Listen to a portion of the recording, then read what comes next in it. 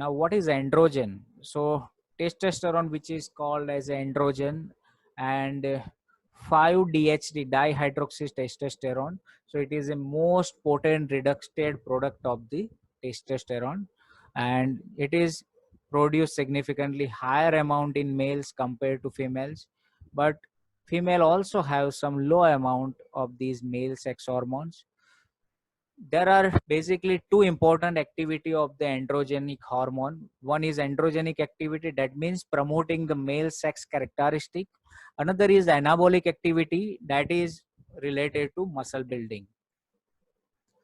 Now again, in steroid, it's a very important synthetic pathway, biosynthetic pathway. All steroid molecule in body, so starting material is cholesterol.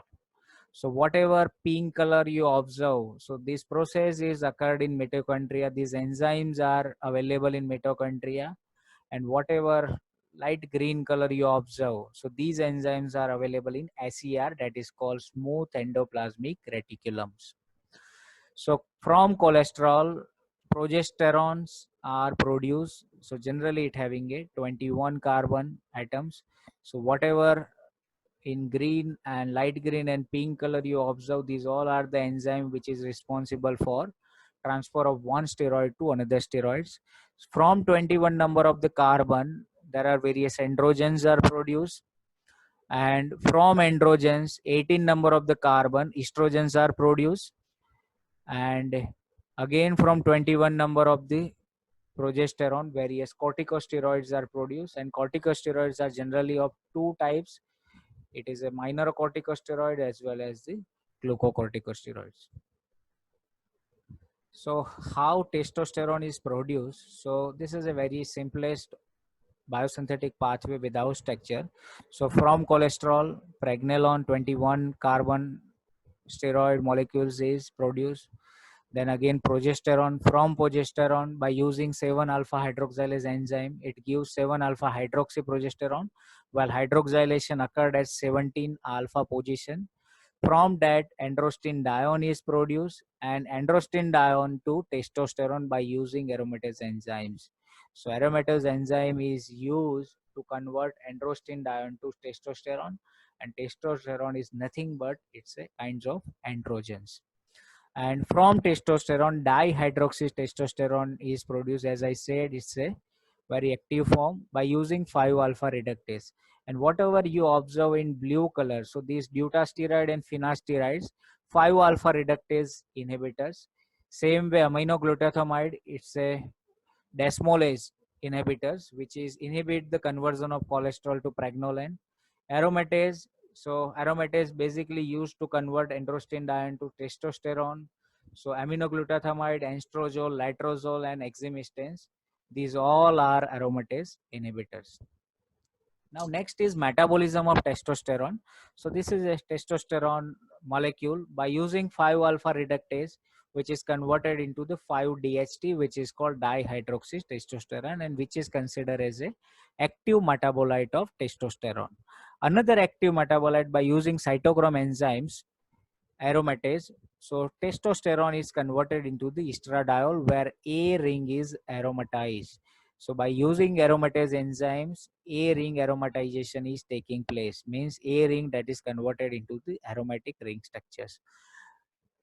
Despite these two active molecules, active metabolites, testosterone also produce two inactive metabolites, which are androsterones as well as etocolonolene. Again, this is a testosterone and synthetic anabolic various steroids. So first is testosterone. This is the structure of testosterone. If you look at the IUPAC name, it's a 17 hydroxyandrost 4 in threone. It is a naturally occurring androgens in man.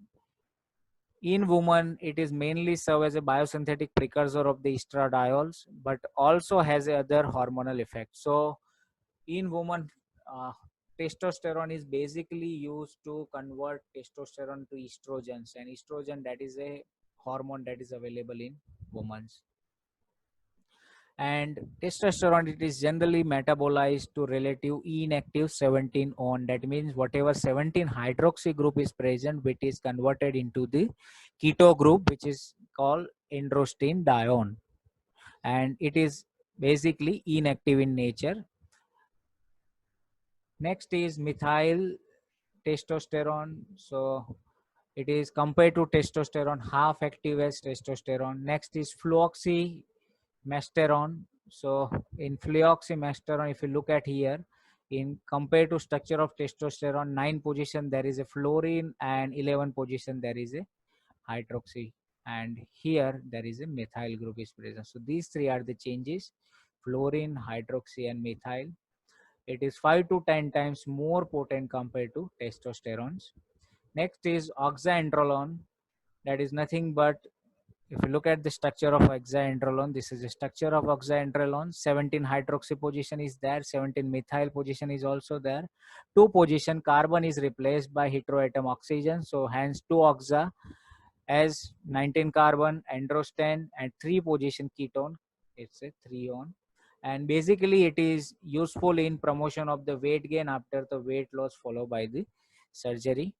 Next is danazol. Again, it's a synthetic androgenic substance. It is considered as a weak androgen in spite of 17 ethinyl group. That means this is a 70 ethinyl group. It has a little estrogenic as well as the progestinic activity. So instead of, though it is a androgen, though it is a testosterone derivatives, it also having estrogenic as well as progestinic as activity. It is called synthetic steroid, which has a diversified biological effect. It is bind to sex hormone binding globulin and decrease the hepatic synthesis of estradiol as the testosterone carrier. Hence, free testosterone availability in body that is increasing. So, student.